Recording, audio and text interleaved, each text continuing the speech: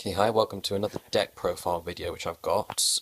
This time I'm going to be covering Paleozoics, which are one of my more favourite archetypes to go through. They're not really so competitive now, but I still like to use them whenever I can. This is a pure build, not using any of the frogs at all.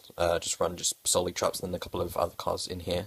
I'd say this deck works about 80% of the time. You can brick on it a couple of times, but it's still kind of a good one to play, I think, for funsies. So anyway, I run a playset of all 8 of the Paleozoics, all of them sharing their same effects of, having a field effect, and then if they're in the graveyard you can chain it to a trap activation, but it does suffer from that when condition, so you've got to be careful about the timing in which you do it. So most people should be aware about what these do. Urlanoidus is basically like a karma card, except the discard isn't a cost. Your Urlanoidus is your MST. Eldonia is your reinforcements. Lincholia is your burial from the different dimension, just returning a card back to the grave. Bikai is your trade-in, and again there's no cost with the discarding. Cardinia is your Book of Moon, but it has to be for opponent's monster in attack position. Then you have your Hallucigenia, which is like a shrink, and then your Morella, which is basically your Foolish Burial for any of your traps. And that's pretty much that. That's just the main portion of that. And then for additional ones, I play 2 Spiritual Water Art Owie, which you tribute a water monster, and then you get to look at your opponent's hand and discard a card, which is always good to go -1, and then you can combo that off with Mind Crush if you open up with it, which is always very useful. Ideally, you want to try and, if you're going first, you want to go for like maybe a Morella, and then just some additional back row stuff. There are some cards here which I would like to replace with, but I just couldn't be bothered to because I haven't been in the game recently. 2 Breakthrough Skill, because it is Breakthrough Skill, it's got multiple uses. Dust Tornado, just to get your additional MST effect, because Pendulum Scales are always annoying to deal with, and you don't know when they might be dealing with that Solemn Strike.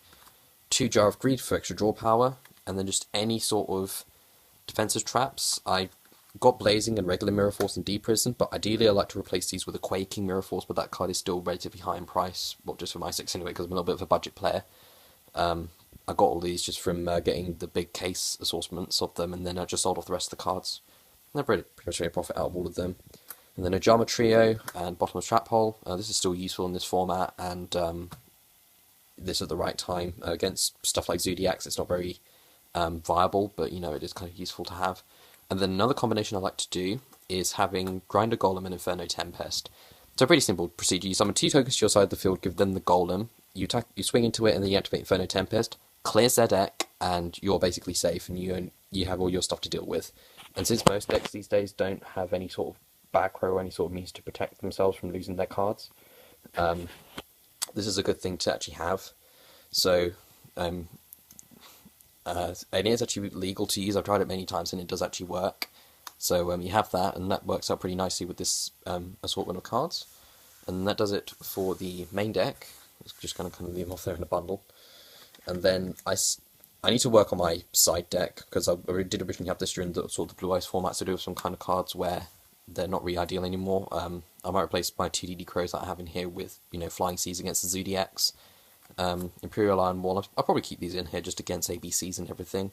And then Book of Moon and then Forbidden Chalice. If people style stuff like, Denko Sekka and Jinzo, you open up with these, or stuff in like Book of Eclipse, then it just doesn't, then you basically flip them down, or they make it so you can actually set your cards again, and then you can basically just go on from whatever place you want to. But you want stuff like the Magical Spring for Metal Foes.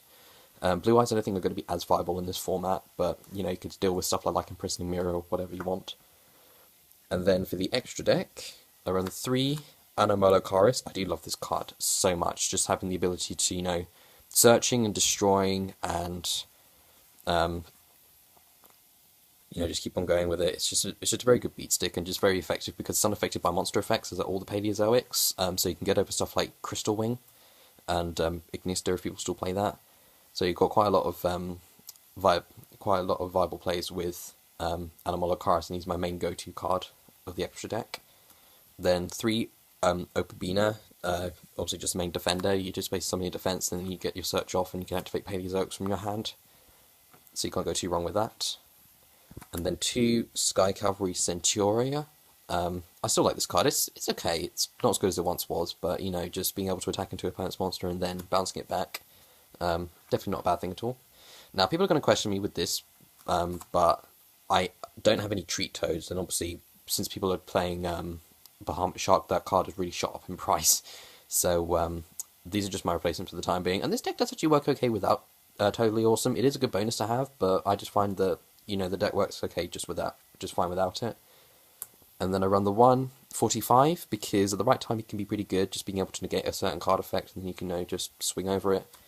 It's definitely not a bad thing. And then whenever my monsters lose their materials and they're no use, I just simply go into the 3 Down Magician, because it's not bad, it's obviously not as good as it once was. But if you're able to find a way to get like your opponent's Invoker or something, and then you could just basically slap this on top, then you know, you're good to go. And that's everything there is to know about this deck. It's just simply a case of heavy back row play, and then if you get the Grinder Golem Inferno Tempest combo going, then you're all set. So that's pretty much that for this deck profile, and I'll catch you next time for whatever I do next. So take care.